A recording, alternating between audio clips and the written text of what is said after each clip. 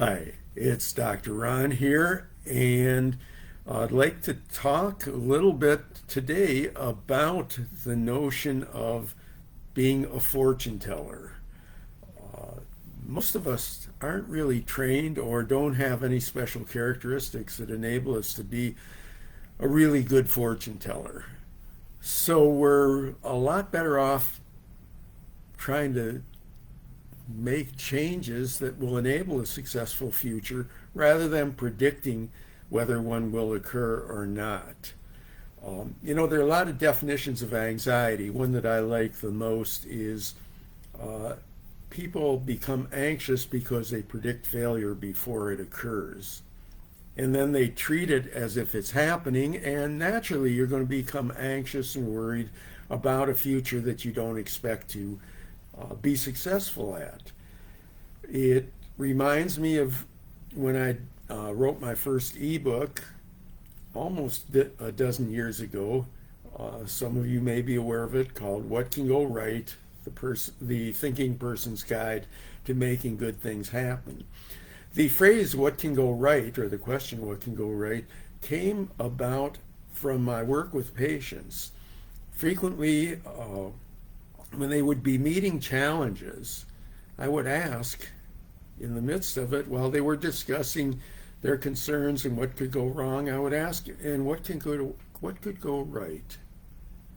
And many of them treated it like a trick question. Many were quick to say, well, I can tell you what can go wrong. Some said, geez, I never thought of that. Some people even thought I may have asked the wrong question and said, did you mean to say what can go wrong? Just because the assumption is that we think in terms of what can go wrong rather than what can go right. And when we predict the future in that way, when we attempt to predict the future in that way, well, one of the things that can happen is that we act as if that future is a given, as if we're fortune tellers and can really predict that. And we really can't. And so I think that it becomes very important to operate under the assumption that what we're doing, our behaviors, our choices that we make, and so on, are so that we can have some control over the direction of our future and increase the odds that it will be successful.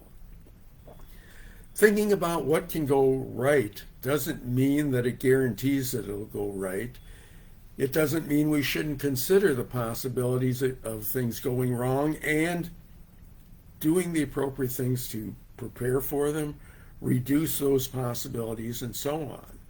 But if we operate under the assumption that things will not go right, we're giving us a lot of power, ourselves a lot of power to predict the future that we can't control. We can only try to influence it and do the appropriate things to influence the future, and that involves really preparing for it.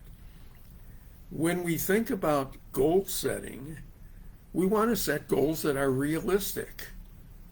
But they're not goals that are automatic, and in fact, the best goals are some that offer a degree of challenge to them so that we are invested in those goals and we don't wait for them to come to us.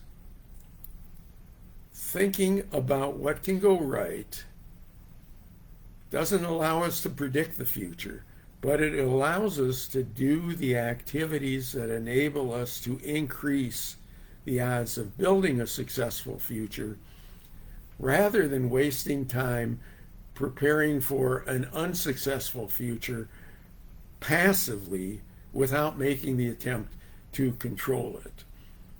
The result, of course, is anxiety. Anxiety is no fun.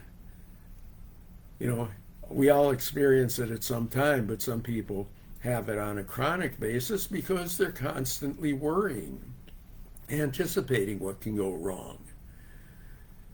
Again, things can go wrong, and sometimes they can go wrong despite our best efforts. But they certainly don't go wrong all the time. There's no reason to have anxiety about a failure or a lousy thing that happened that hasn't happened yet. You know, to be anxious about things that could happen limits our ability to, number one, appreciate the possibility that something good can happen. Number two, it limits our ability to think in terms of how we can implement changes and behaviors that increase the odds of success, that enable us to prepare for success. And number three, anxiety is not a positive emotion. It's a draining emotion. Life is much more fun when we're not drained. And one of the ways in which we can do that is give up the fortune telling, prepare by setting goals, work at implementing those goals, and then we can be comfortable with where the future takes us, knowing that we've tried our best to implement the changes that we want rather than passively reacting to what might happen while we're agonizing about it. Being positive is so much more helpful in many ways, including building our chances for success as we move forward.